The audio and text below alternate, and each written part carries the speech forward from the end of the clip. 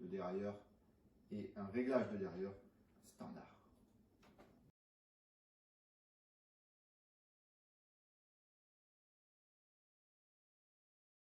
Donc aujourd'hui, pour le remplacement du câble, on va avoir besoin d'un outil tournevis cruciforme, petite clé Allen de 2, un câble de dérailleur bien sûr, un embout de câble, une clé Allen de 5, une clé dynamométrique avec une douille de 5, une pince coupante, coupe-câble et une réglette juste pour contrôler l'alignement de la patte de dérailleur.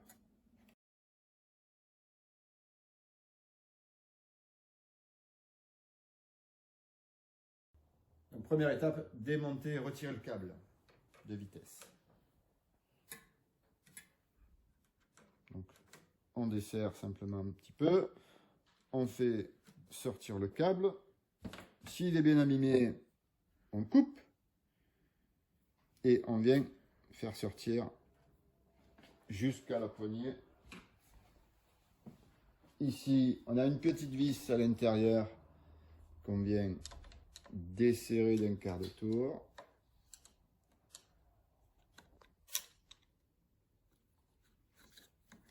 Voilà, on récupère la petite vis plastique. On est bien sûr sur la position, la vitesse la plus importante. On vient tirer sur le câble et on pousse. Et là, on tire le câble. Pour remonter son câble, donc je viens insérer mon câble à l'intérieur de ma poignée. Je fais passer mon câble dans ma gaine. Tac. Et je viens ici tirer mon câble pour venir le tendre et être sûr qu'il soit bien en place. Et je n'oublie pas de remettre la vis plastique à l'intérieur de ma poignée de vitesse.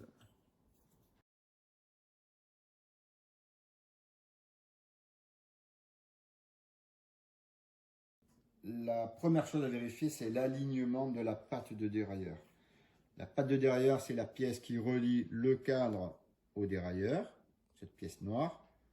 Et je viens à l'arrière de mon vélo et je vérifie que l'alignement roulette, galet et dérailleur soit perpendiculaire à l'axe du vélo.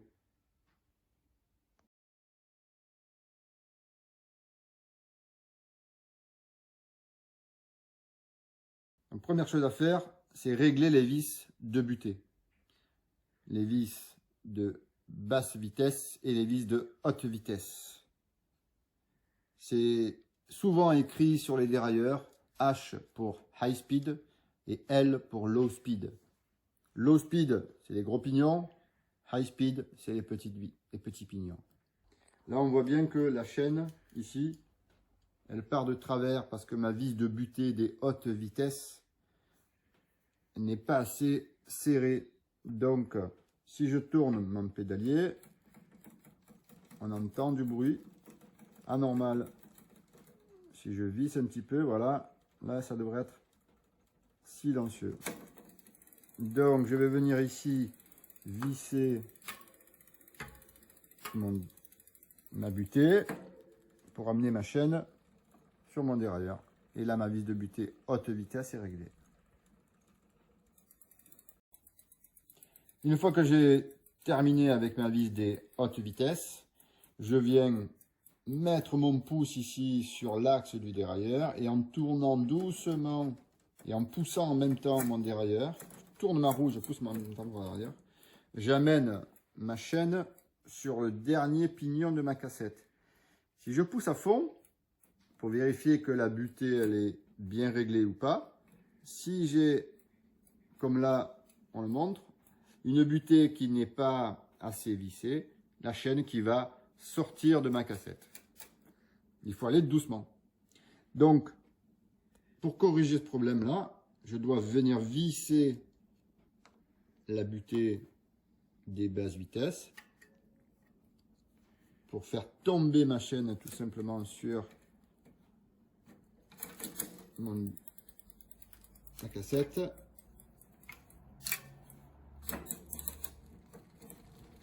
Et voilà.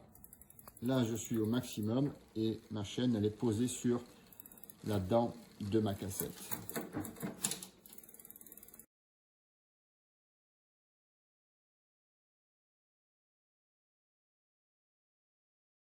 Donc, quand j'ai terminé de régler ma vis de butée des basses vitesses, je relâche mon dérailleur qui va se positionner sur la première vitesse. J'arrête ma roue. Je viens tirer mon dérailleur. Je vérifie à ma manette que je suis bien sur la vitesse la plus élevée, la position 0. Je pose mon câble dans l'emplacement prévu pour la connexion à mon dérailleur et je viens serrer mon câble sur mon dérailleur avec une clé dynamométrique à 3 newtons.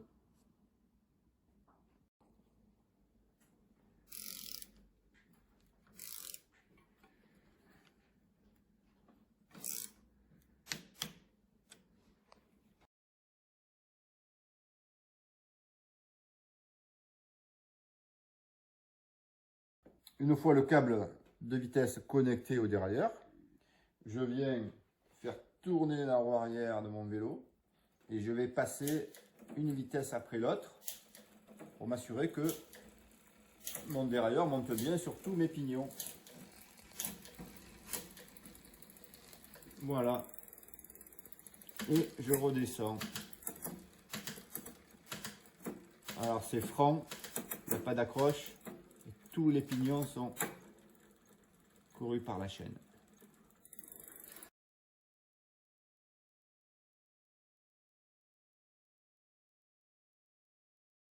Alors, dernière étape, on vient couper à peu près 2 cm le câble qui dépasse et on vient mettre un embout de câble à l'extrémité pour éviter que votre câble s'abîme. Hop, on vient pincer ici. Et voilà.